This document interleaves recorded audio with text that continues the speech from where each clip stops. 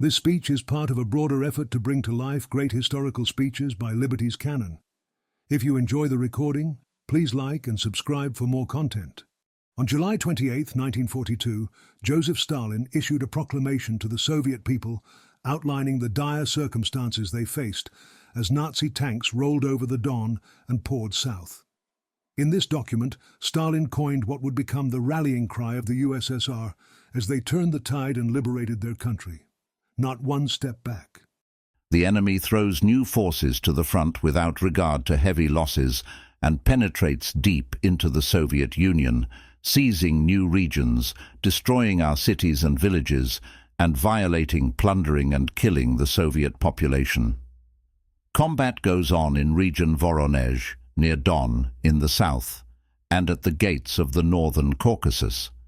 The German invaders penetrate towards Stalingrad, to Volga, and want at any cost to trap Kuban and the northern Caucasus with their oil and grain.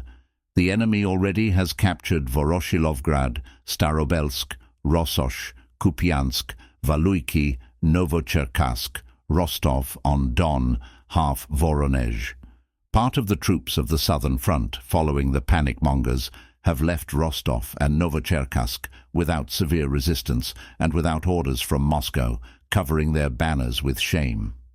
The population of our country, who love and respect the Red Army, start to be discouraged in her and lose faith in the Red Army, and many curse the Red Army for leaving our people under the yoke of the German oppressors and itself running east. Some stupid people at the front calm themselves with talk that we can retreat further to the east, as we have a lot of territory, a lot of ground, a lot of population, and that there will always be much bread for us. They want to justify the infamous behavior at the front.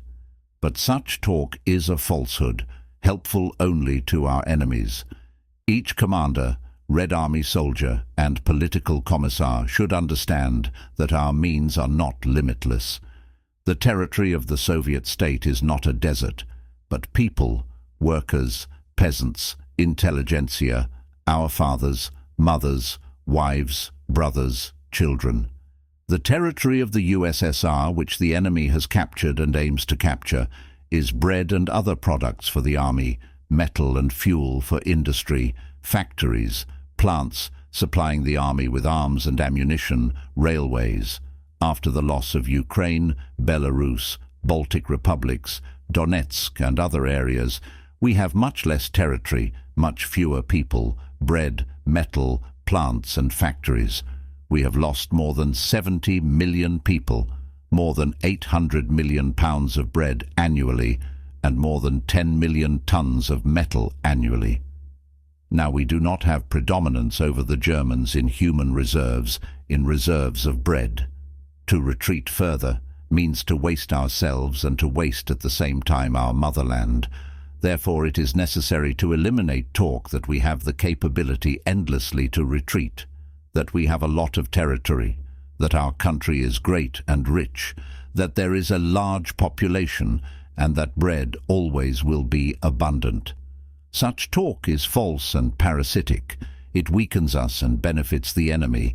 If we do not stop retreating, we will be without bread, without fuel, without metal, without raw material, without factories and plants, without railways.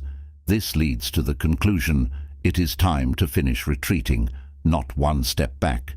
Such should now be our main slogan.